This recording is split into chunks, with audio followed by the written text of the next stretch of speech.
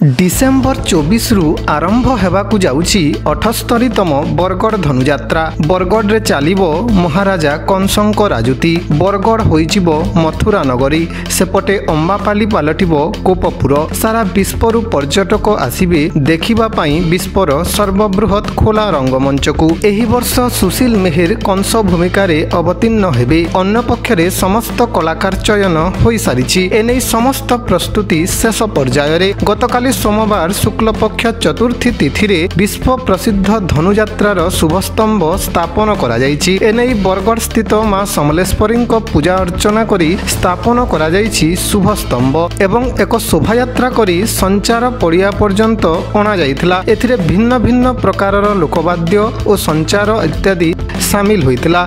राजपुरोहित द्वारा 10 दिगपाल और अष्टभोला नागंक पूजार्चना पूर्वक शुभखंब एवं इंद्रध्वज स्थापन करा जायथिला।